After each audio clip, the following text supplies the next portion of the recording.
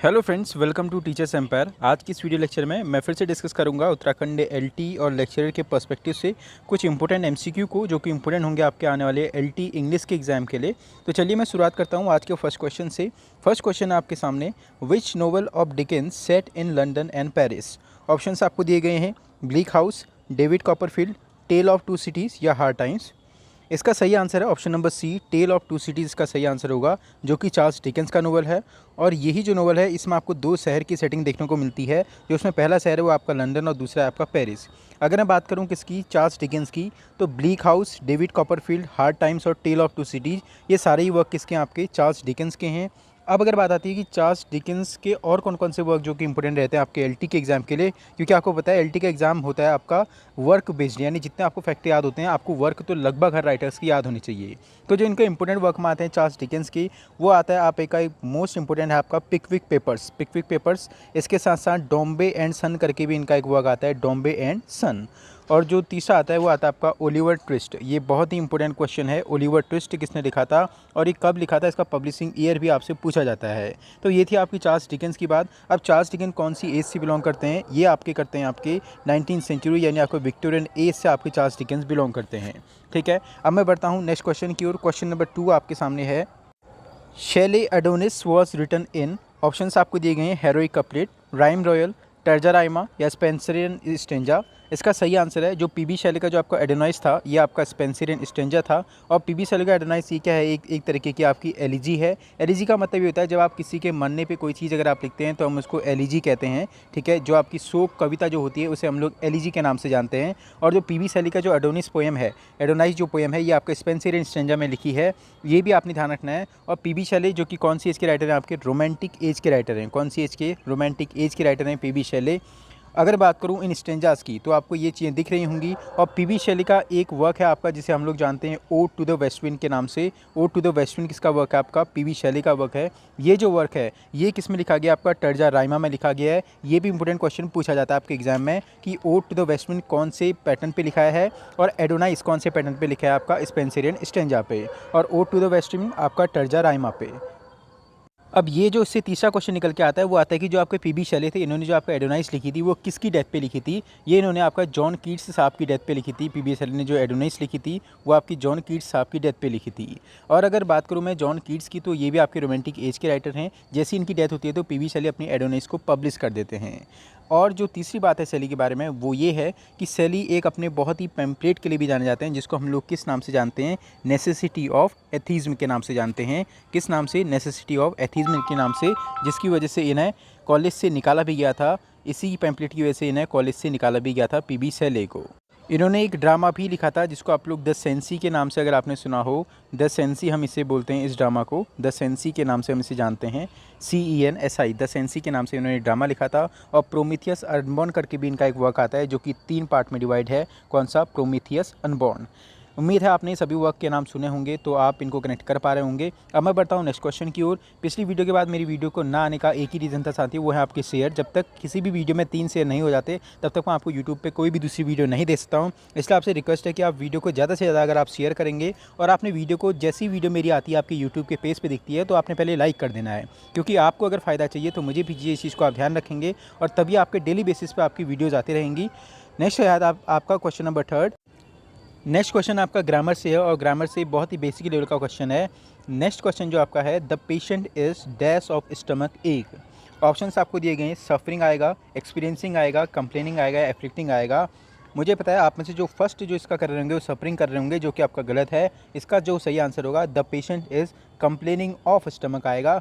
अगर यहाँ पे फ्रॉम होता तब आप सफरिंग की ओर जाते, लेकिन यहाँ पे क्या आएगा, कंप्लेनिंग ऑफ आएगा। इसी तरीके के बेसिक से क्वेश्चन आपके बनते हैं जिनमें आप स्किप कर जाते हैं, इसलिए आपको ये बनता है कि आप पहले ध्यान से आप क्वेश्चन को पढ़ेंगे। नेक्स्ट क्वेश्चन की ओर बढ़ता हूँ। क्वेश्चन नंबर 4 आपके सामने है, John Milton is known as. Options आपको दिए गए हैं, प्यूरिटन, चौसेरियन, एलिजाबेथन या न्यू क्लासिकल। इसका सही आंसर है option number A, John Milton एक प्यूरिटन राइटर थे। इसको आपने ध्यान रखना है। अगर मैं बात करूं जॉन मिल्टन साहब की, जो कि आपको पता है पैराडाइज लॉस्ट के लिए इनको जाना जाता है, किसे, जॉन मिल्टन को। और भी इनके बहुत सारे वर्क हैं, जैसे आपका कोमस करके भी इनका वर्क आता है जॉन मिल्टन का। और इन्हें हम लोग एक सब्रिवेशन के नाम से जानते हैं। इन्हें इंग्लिश लिटरेचर में हम लोग लास्ट मैन ऑफ रिनेसेंस के नाम से जानते हैं। लास्ट मैन ऑफ रिनेसेंस, इस नाम से हम किन्हें जानते हैं? आपका जॉन मिल्टन साहब को जानते हैं लास्ट मैन ऑफ रिनेसेंस के नाम से। इसके साथ मैंने आपको ये भी बताया था पिछली वीडियो में, अगर आप मेरे डेली वॉचर हैं, मैंने आपको बताया था रिनेसेंस मैन के नाम से किसे जानते हैं। इन दोनों में आप कंपेरिजन आप लिख सकते हैं कि लास्ट मैन ऑफ रिनेसेंस के नाम से हम किसे जानते हैं? जॉन मिल्टन को। और रिनेसेंस मैन के नाम से हम किन्हें जानते हैं? आपका फ्रांसिस बेकन साहब को। ठीक है। नेक्स्ट अगर मैं बात करूं जॉन मिल्टन के अदर वर्क की जो कि इंपॉर्टेंट होते हैं, वो है आपका पूछा जाने वाला on his blindness. On his blindness इनका बहुत ही इंपॉर्टेंट और रिपीटेडली पूछा जाने वाला क्वेश्चन है ऑन हिज ब्लाइंडनेस, जो कि लिखा था इन्होंने 1652 में। कब लिखा था? 1652 में। और ये एक पेट्रार्चियन सोनेट है। इसके आप फॉर्म आप ध्यान से देखेंगे, पेट्रार्चियन सोनेट है। कैसा सोनेट है? पेट्रार्चियन सोनेट है on his blindness. Next question की ओर अब मैं बढ़ता हूँ। अगर मैं बात करूँ जॉन मिल्टन के कुछ कंटेम्प्रेरीज़ की, तो आपको कंटेम्प्रेरी राइटर के नाम पता होने चाहिए, तभी आप ऑप्शन एलिमिनेट कर पाएंगे। तो जॉन मिल्टन के कंटेम्प्रेरी में कौन कौन आते हैं? एक आते हैं आपके थॉमस कैरियू साहब, जो कि इंपॉर्टेंट राइटर हैं, इन्हीं के कंटेम्प्रेरी हैं थॉमस कैरियू। इसके साथ साथ जो दूसरे राइटर जो इंपॉर्टेंट हैं वो हैं आपके, जिनका नाम है आपका क्या, एंड्रयू मार्वेल। थॉमस कैरी हो गया और एंड्रयू मार्वेल हो गया और रिचर्ड लवलेस, ये तीनों इनके कंटेम्प्रेरी राइटर हैं। आप इनको ध्यान रखेंगे। रिचर्ड लवलेस का नाम आपने खास तौर पे ध्यान रखना है। ठीक है। नेक्स्ट क्वेश्चन की ओर अब मैं बढ़ता हूँ। चौसरियन एज, मैंने आपको बताया था चौसर के नाम से पूरी एक एज का नाम रखा गया, जिसको हम लोग चौसरियन एज के नाम से जानते हैं। अब आप मुझे कमेंट बॉक्स में चौसरियन एज का जो लाइफ स्पैन है वो आप मुझे बताएंगे कि कब से लेके कब तक चौसरियन एज स्टार्ट रहती है। नेक्स्ट क्वेश्चन है आपका 5वें नंबर का क्वेश्चन है, sexual possessiveness is the theme of Shakespeare. यानी सेक्सुअल पोजेसिवनेस शेक्सपियर की किस ड्रामा की थीम है? ऑप्शंस आपको दिए गए हैं, the Winter's Tale, the Tempest, Pericles या अ मिडसमर नाइट ड्रीम। उसका सही आंसर है आपका अ मिडसमर नाइट ड्रीम की जो थीम है वो है आपका सेक्सुअल पोजेसिवनेस। अदर वर्क की अगर हम बात करूँ, अब The Winter's Tale, the Tempest और the Pericles. Pericles the Prince of Tyre करके भी मैंने आपको परसों एक क्वेश्चन दिखाया था। यानी जो आपका पेरिक्लस में जो पेरिक्लस है वो कौन सी किंग का राजा है? पेरिक्लस इज द प्रिंस ऑफ टायरे। ठीक है। द टेम्पेस्ट जो कि इनकी एक आपका ब्रेव न्यू वर्ड एक वर्क है जो कि आपका द टेम्पेस्ट से जुड़ा है, जो कि एल्डोस हक्सली का है। कौन सा? Brave new word. Brave new word करके इनका एक वर्क है एल्डोस हक्सली का। ये द टेम्पेस्ट से इसका रेफरेंस लिया गया है, यानी यहीं से ही इसका एक तरीके से टाइटल लिया गया है द ब्रेव न्यू वर्ड का। नेक्स्ट आता है आपका द विंटर्स टेल, जो कि आपका इनके एक तरीके से रोमन प्लेज में भी गिना जाता है द विंटर्स टेल, और एक तरीके का आपका कॉमेडी है। और पेरिक्लस भी आपका रोमन प्लेज में गिना जाता है। नेक्स्ट अगर हम बात करूँ आपके विलियम शेक्सपियर साहब की, तो आपको पता है फादर ऑफ इंग्लिश लिटरेचर भी हम विलियम शेक्सपियर को कहते हैं। और शेक्सपियर के जो सबसे बड़े बेटे का नाम भी आपसे पूछा जाता है, तो आप इनका ध्यान रखेंगे। तो और शेक्सपियर के फादर का नाम जॉन शेक्सपियर और मैरी अर्डन, इन दोनों का भी आपने नाम याद रखना है, क्योंकि ये बेसिक से क्वेश्चन बनती है एलटी के एग्जाम में। और दूसरी बात मैंने आपको बताया शेक्सपियर का बर्थ और शेक्सपियर कौन सी एज से बिलोंग करते हैं, ये बेसिक सा क्वेश्चन है, आपने ध्यान रखना है। शेक्सपियर और फ्रांसिस बेकन दोनों ही आपके एलिजाबेथन एज से बिलोंग करते हैं।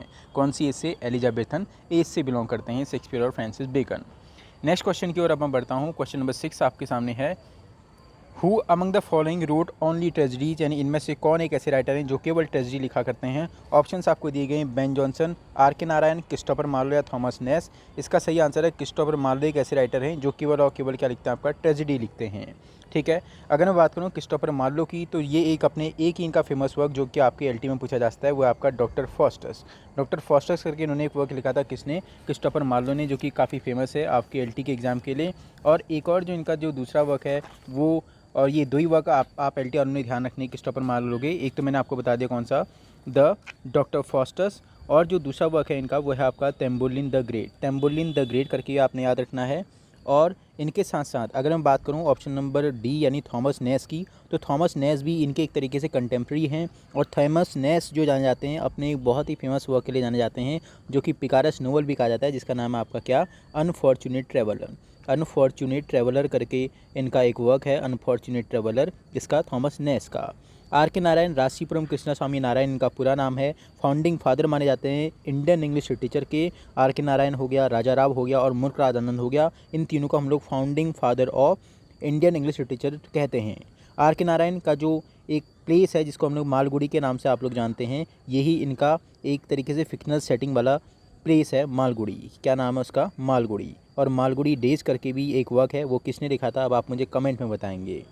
बेन जॉनसन की अगर बात करूँ तो कॉमेडी ऑफ ह्यूमर्स के लिए जाने जाते हैं बेन जॉनसन साहब, और कौन सी एज से बिलोंग करते हैं ये मैंने आपको प्रीवियस वीडियो में बता रखा है। अगर नहीं आपने देखा है तो आप देखें उसको जाके, और आप कमेंट भी करके बताएं। कमेंट आपकी बहुत ज़रूरी है, पार्टिसिपेशन जरूरी है अगर आपको डेली बेसिस पर अगर आपको मेरी वीडियो चाहिए तो। नेक्स्ट क्वेश्चन की ओर बढ़ता हूँ। क्वेश्चन नंबर 7 आपके सामने है। उससे पहले मैं अपने बैच के बारे में आपको बता दूं। इसी तरीके का आपको 10-10 एमसीक्यू का एक पेड एमसीक्यू बैच हमने चलाया है, जो कि आपका 1 अक्टूबर से स्टार्ट है साथियों। कब से? 1 अक्टूबर से, जिसमें आपको 10-10 एमसीक्यू डेली मिलेंगे और उनकी पीडीएफ आपको दिसंबर के बाद, यानी जैसे आपका एलटी का एग्जाम नज़दीक आएगा उससे 2 महीने पहले आपको पीडीएफ उनकी दे दी जाएंगे, और जिनको आप प्रिंट आउट भी करा सकते हैं। और वो कुछ इस तरीके की होंगी, मैं आपको दिखा दूँ। ये अगर आप देख पा रहे हैं तो इसी तरीके की जो आपको पीडीएफ के थ्रू आपको पढ़ाया जाएगा, और कोशिश की जाएगी कि हर ऑप्शन को आपका एलिमिनेट किया जाएगा। एक दिन में आपके 10 एमसीक्यू कराए जाएंगे। 10 एमसीक्यू में आपके 4 ऑप्शंस होते हैं, यानी 10 चौको 40 एमसीक्यू आपको, और हर एक जो आपका ऑप्शंस है इसके आपको 6 से 7 फैक्ट आपको कराए जाएंगे। यानी अगर आप 10 गुणा 40 करते हैं और 40 गुणा अगर आप 6 भी करते हैं कम से कम, तो आपके 240 से 250 फैक्ट आपके एक दिन में रिवीजन होंगे, और नए नए फैक्ट भी आपकी कॉपी में बनते जाएंगे। बेसिक से एडवांस लेवल तक हम पूरा ही लेके चलेंगे, और एलटी का पेपर होने तक आपके पास एक अच्छा खासा कलेक्शन ऑफ रिकॉर्ड्स होगा, और आपके पास अच्छे खासे कलेक्शन ऑफ फैक्ट होंगे। और इसी तरीके के जो अगर आपको बेसिक से क्वेश्चन चाहिए एलटी के लिए, जो कि खुद मैंने ही अपने हाथ से बनाए हैं पिछले 1 साल में, तो आपके लिए प्रॉफिटेबल होंगे। बैच अगर आपने ज्वाइन करना है तो आप ये जो दिया गया नंबर है आप इस पर कॉन्टैक्ट कर सकते हैं, जैसा कि आपको दिख रहा है स्क्रीन में अभी। Sorry for that. ये जो नंबर है इस पे आप कांटेक्ट कर सकते हैं, 7906636856 जो नंबर है इस पे आप कांटेक्ट कर सकते हैं। मैं दोबारा इस नंबर को बोल दूं, 7906636856, इस पे आप कांटेक्ट करके इन क्लासेस से जुड़ सकते हैं। क्लासेस की फ़ीस आपका 2000 रुपये मात्र रहेगी पूरे बैच की। इसमें आपको 50 से 60 ऑडियो लेक्चर्स और मतलब 50 से 60 आपको वीडियो लेक्चर दिए जाएंगे। पेपर के पूरा होने से पहले तक आपके वीडियो लेक्चर ख़त्म हो जाएंगे, और इसी तरीके से हर एक एमसीक्यू और आपका चीज़ों का रिवीजन होता रहेगा। तो ये जो 7वां क्वेश्चन है यहाँ से मैं नेक्स्ट डे से शुरू करूँगा। आपने वीडियो को लाइक करना है, और इस क्वेश्चन का भी आंसर आपने मुझे कमेंट बॉक्स में देना है। Thanks for watching this video. Thank you.